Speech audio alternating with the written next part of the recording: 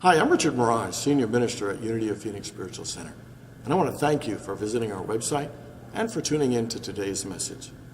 If you feel inspired by today's talk, I really encourage you to make a donation by hitting that button below and making a contribution to this ministry. It'll allow us to continue these messages online and to do the great work we do here at Unity of Phoenix, which is to inspire people to live better lives. So thanks for tuning in, thanks for your support, and we hope to see you at a Sunday real soon.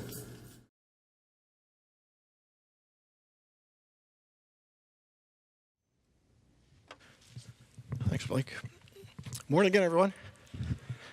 And a shout out to everybody who tunes in and watches us online. So there's this teenager that was complaining to his parents about their hometown, and he says, I hate this dull town. I want some action. I want to make real money. I want to meet pretty women, and I can't do any of that here, so I'm leaving. Kid's halfway down the block, and his dad shouts out to him, and the boy calls back. He said, don't try to stop me. I've made up my mind. And the father said, I'm not trying to stop you. I want to go with you. So how many people here have ever complained about something in your life? How many people? How many people have ever have something that you complain a lot about? And how many people would admit that you secretly enjoy and can sometimes really get into complaining? Anybody enjoy it and get into it? As human beings, we have an infinite capacity to complain. We complain about how hot the weather is. We complain about crazy drivers. We complain about the government, the cost of insurance. We complain about bank fees being put on hold too long. We complain about slow internet, reality TV, and ministers who tell bad jokes. We complain. We complain about a lot of things.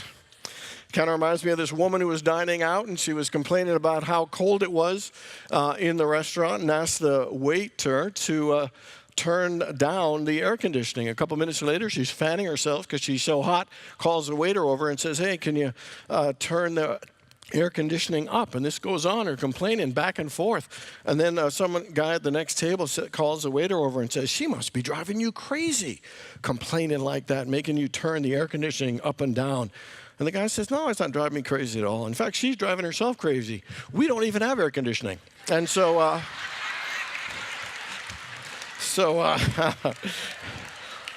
right. Complaining. Everybody complains.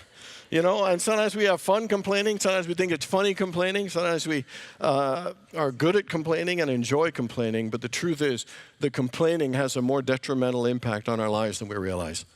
Studies actually show that when we consistently complain and are chronically complaining, it actually affects our health and our well-being. It affects our productivity at work.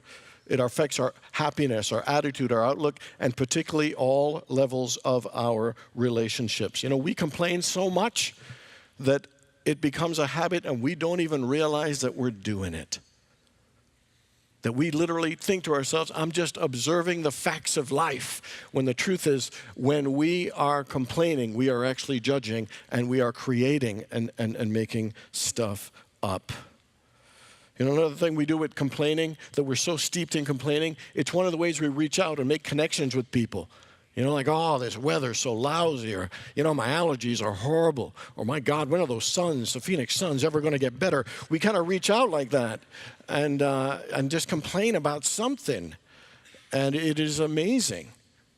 But all the complaining we do, whether we think we're doing it out of fun or think we're doing it out of reality, really has a more negative impact than we realize. In 2007, Reverend Will Bowen wrote a book called A Complaint-Free World, How to Stop Complaining and Start Enjoying Our Lives. And he did a thing that Edwin Gaines had, a 21-day challenge to no complaining for 21 days and see how it would change and transform our lives. He made these purple bracelets. I think I gave them out 10 years ago. And it went crazy. He was on Oprah. He was on the Today Show. Over 105 countries bought some of these bracelets. It went wild. And why? Because everyone can relate to complaining. It is something that we all do, and we are all, even though we pretend to be, we are actually aware that it is something that we do. You know, complaining is something that has a greater impact than we even realize.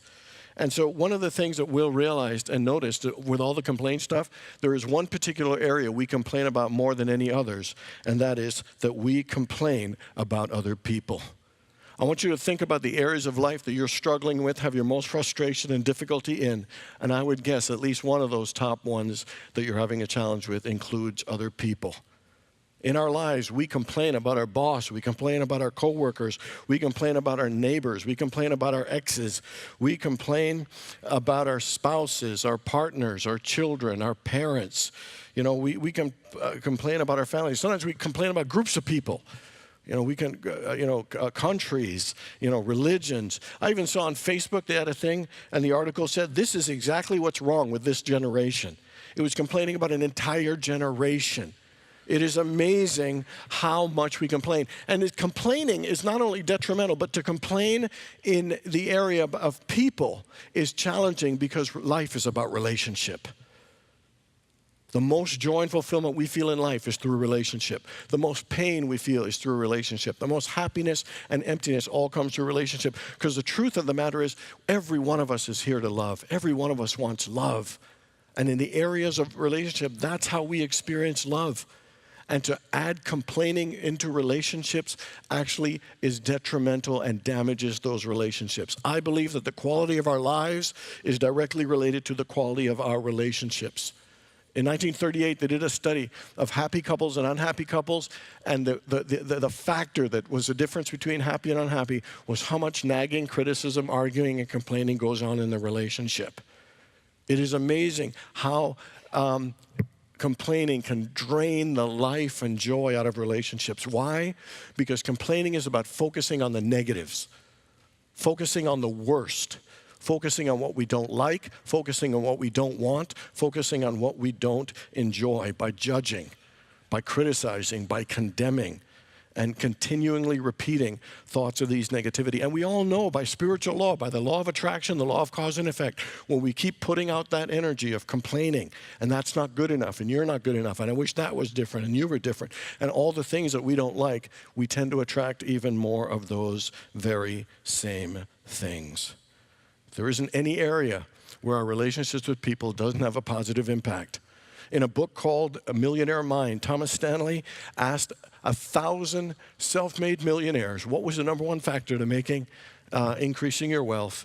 And the answer was how well you get along with others. To engage, to empower, to encourage, and inspire other people, to make them feel cared for and supported is the number one thing for wealth and happiness in every area of our lives. You know, sometimes we think to have harmony in our lives, we need compatibility, and we define compatibility as everyone thinking the same way and getting along, in the same way and doing the same things. But the truth is, we're all different. We're all meant to be different. We have different ways of doing things, different ways of sharing, different ways of creating. And to create compatibility and harmony isn't about all being the same. It's about how do you blend those differences and accepting and find ways to communicate and connect to get the best out of everyone and to create a more fulfilling relationship. You know, with the tenors, when they sing, harmony, you know what it's created? By singing at different pitches. It's the differences of the pitches that creates harmony. And it's the differences of all of us and our ideas and finding ways in our relationship to blend those and not condemn or complain about them, but to accept, to love them, and to utilize them in a better way. That's what creates harmonious relationships. You know, instead of having complaining, negative relationships, we can actually have loving, accepting, harmonious relationships. So how many people here probably have at least one relationship that you know it would do you better if you complained less, and you would like it to be a more loving, accepting, supportive, and transformative relationship? Anybody? Okay, but nice, quite a bit of us. So this is going to work. So today we are starting a 3-week series called Complaint-Free Relationships. And it is based on Will Bowen's second book called Complaint-Free Relationships. And today what we're going to do is look at relating in relationships. You know, the word relationships comes from the word relate, which means to recount or to tell. A relationship is based on how we relate to one another, and particularly what we relate to ourselves about other people, or what we tell ourselves about other people. Let me give an example. Think about someone you like or you really admire.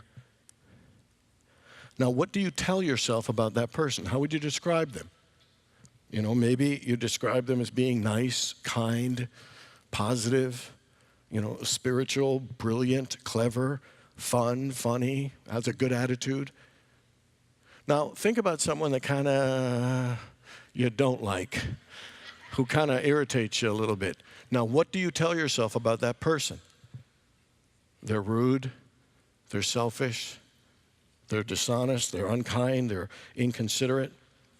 See, the fact is, it's what we tell ourselves about the person. Can you see how what we tell ourselves about the person affects that relationship? And I know somebody's thinking, yeah, but the reason I think that is because their behavior, I have evidence to prove that they are what I say they think they are. Everybody's got that. But the truth is what we perceive and define that person, is that really the whole truth? Is that the whole perspective? So let me give an example. Will tells a story of himself that his very first job he got was in a radio station, and that's what he always wanted, to work in a radio station. And so there were these older guys that were icons, these DJs, and he got to do the mixing for a lot of the commercials they did. And there was one guy he really admired named Phil, and he had a great voice. He was so professional. He'd been in the business for 25 years. And so Phil did not like the way Will mixed his commercials. He would always say it's substandard. He didn't like it. There were lots of complaints. And so Will, on his end, went from having this iconic guy to resenting and really disliking him. And then the other guy just couldn't stand Will. He just didn't think he was very good at all. So they started getting into these shouting matches. They really disliked and resented each other, had a difficult time working together. And then one day they were in an argument, and Phil says to him, he says, look, I don't have time for your nonsense. I'm going to have lunch with one of my best friends. And as Phil left the room, Will thought to himself, Phil has friends? He is such a jerk. Who would be friends with that guy? And so you ever had somebody in your life that you didn't like, but you had a friend who liked that person? Anybody ever have that? You couldn't stand them, but you knew other people who really liked them. And so, you know, you thought they were a jerk, and someone else thought that they were a good guy. And the question is, why? Again, back to the point. Relationships are built in what we tell ourselves about other people. Will thought that Phil was an obnoxious, condescending jerk, and his friends thinks he's a wonderful, fun guy. And it's all about what we relate to ourselves about that person. And so which one is true? It's all a matter of perspective and what we really tell ourselves. See, in a relationship that isn't working, we can do one of two things. We can stay stuck and label them as a jerk or bad or mean or awful or inconsiderate. And then what we tend to do based on that, we tend to look for evidence and garner other people's opinions to support what we have labeled that person to be. But what also happens is when we label someone as negative, when we come in their presence, we get defensive. We get judgmental. We send an energy out that really makes it tense for us and can sometimes make the relationship go even more south and worse. I know people, family members, who haven't spoken in years, some in decades, because we just stayed stuck in the label of whatever we judged them to be and told ourselves that they really were. So that's one way we can do, keep complaining and keep preserving or even making it worse, that relationship. Or we can choose to change how we or what we tell ourselves about those individuals. Shakespeare said something very interesting. He said, nothing is, but thinking makes it so. Phil was Phil. Whether he was labeled as, but the thinking made him a jerk or the thinking made him a wonderful person. That makes sense, everybody? Nothing is, but thinking makes it so. Like, you ever dislike somebody and then you get to know them a little bit and you think, hey, he's not so bad. And so the question is, did they change or did you change your perception of them? And that's how it tends to work in relationships. Now let's go back to Will and Phil. So Will decided, if other people like Phil, and I got to work with him, and they think he's a nice guy, then maybe I could transform how I see Phil in my relationship. And so what he did was he went to Phil's office, knocked on the door, and he said, hey, Phil, you started this business when you were young, kind of like me. And Phil didn't even look up, he just growled. And then Will said, hey, what was it like when you started in the business? What was it like in the early days for you? And then Phil looked up and he stared for a long time at Will, wondering what he was doing. And then Will went and just pulled a chair right up close and sat just right across from his desk, and he smiled at him. And then something in Phil just kind of lightened up and relaxed, and he started sharing stories of the good old days and how tough it was as a young kid and what it was like to break in and how he learned and the mistakes he made, and he shared. And then Will's heart started to relax and identify with some of the things he was experiencing as a young guy, but he also had compassion for him that he's an old guy. He's a little bit crusty and demanding and is at the end of his career. You know, and Phil had some compassion for Will being a young buck like he was. And it was amazing. The walls came down and they made a connection. And that what the stories they told about each other and believed inside of them began to change, so the relationship changed. You know, so often we think if a relationship's going to get better, that person's got to change. They got to be different. And the truth is we can't control other people. That the only thing we can control is ourselves. And sometimes we think, I don't have the power to transform a relationship or change this or that. And the truth is we are powerful. That God has blessed us with a powerful mind that can transform our thoughts, with an imagination, with energy. Every one of us is an energy machine. We can radiate energy of defensiveness and anger and jealousy, or we can radiate energy of joy and acceptance and love and appreciation. And the question is, what kind of energy are we choosing to radiate in our relationship? Resentment, defensiveness, or open-heartedness and understanding and kindness? Every one of us has the power and the ability, if we accept the responsibility, to transform the things we think and the energy we radiate in every relationship that we have in our lives. What is the one thing that is common in all your relationships? You. I am what is common in all my relationships. You are what is in common in all your relationships. So that common denominator, we are the ones who actually have the power to change. You know, think of somebody you're not having a great relationship with right now. And do you know how you're having that relationship with right now is one scenario of the many scenarios of relationship you could have with that same person. There are other possibilities of relationship and how we feel and what we think about that person that can be changed and transformed, but it has to happen here. It is an inside job. We tell ourselves a story that they're the ones who've got to do it. We're the ones who have the power to change it within ourselves. And then by that, it truly will begin to change our relationships. At a minimum, it changes us and our energy and our joy. Even if they choose not to participate, we still have been blessed more by actually doing that. Having complaint-free relationships, to me, is not what to do, it's how to be. And here are the 4 things of how to be. Number 1 is to be aware that as human beings, we tell ourselves stories. The things that we make up in our heads about what other people are doing or thinking or acting is just stories we make up. We make up things like they don't like us, they hate us, the world's against us. Those are stories we make up. Poor me, you know, they're out to get me, or they're bad people. Those are stories that we make up. I remember many years ago, I was giving a talk in Windsor, Ontario, and it was a small Unity church I went to, and in the front row there was a gentleman with his arms crossed, and he looked serious, and his brows were furrowed through the entire talk. I was giving some of my best jokes, and the best stuff I had. Bad boy just frowned and looked at me the whole thing. Front row. I was scared throughout the whole talk. I tried to look everywhere else except at this guy.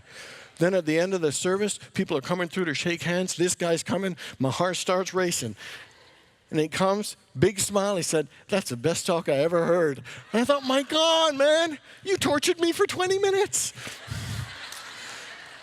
But the point I'm making is sometimes we think that we know what other people are thinking, and sometimes we don't. Different people have different expressions. They have different ways of expressing themselves. Nobody does it perfectly. But if we are judging and thinking it's bad, we have to know it's our judgment. It's our story that we tell ourselves. And they're mainly based on our own woundedness and our own insecurities and our own hurts. You know, nobody was born into the perfect family, and sometimes, you know, these things just trigger our stuff. And you know what's really important just about being aware and telling ourselves, I'm just telling a story, and this is out of my judgment? What it does, it stops you from looking for more evidence. Because when we think someone's da-da-da, then we start trying to talk to other people to engage them.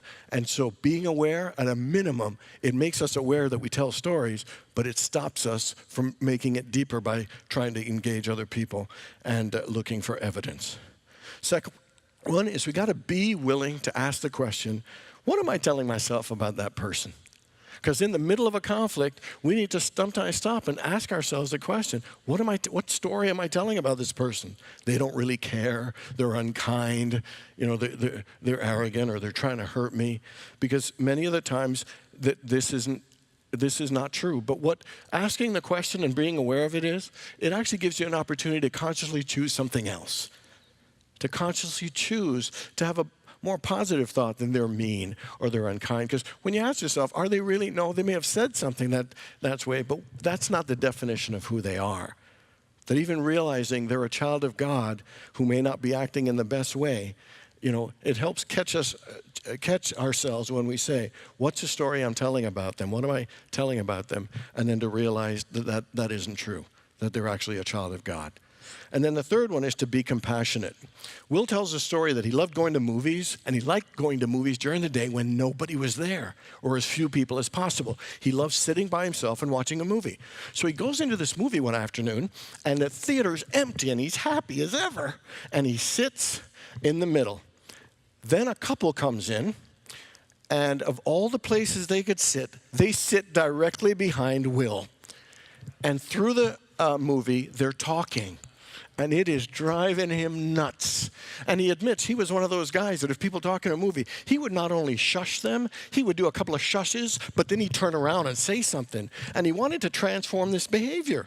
So the people talk through the movie, and he is mad. He's thinking, my gosh, these people.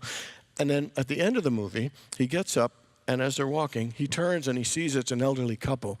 And the elderly gentleman had 2 hearing aids, and that his wife had a white cane. And she was walking and she couldn't see. And the reason they were talking, 1, he couldn't hear well, but 2, he was trying to explain the movie to his wife. And his heart and his energy changed completely because he had compassion for what they were going through. Not only did he not realize to not think those things, but his heart opened up. And the fact is, who in your life right now are you having conflict with that it would be good for you just to have some compassion? To realize they may not be showing up at their best, or maybe it's their hurt or their woundedness. Maybe they don't know any better. The truth is, with life, we can keep complaining, but the most powerful thing to change and transform life, the Buddhists, the whole Buddhism is all about? That you will find happiness, and the key way is by being compassionate. And that is defined by Buddhism as the desire for the well-being of all people without exception. And it's the without exception part. Is that everyone in life, no matter how they're showing up, they deserve a happy life. It's important for us to open our hearts and have some compassion for them instead of just continuing to complain. Phil was a crusty old guy at the end of his career, and Will was able to see that and have compassion for the way he communicated. Will was a young buck who thought he knew everything, and Phil was able to have compassion to see that he was once just like that. I guarantee whoever you're having conflict with in your life is a person who wants love just like you. And for us to have compassion to them, it's not to excuse behaviors, but it's to at least have an open heart is the key to really healing and transforming our relationships and our lives.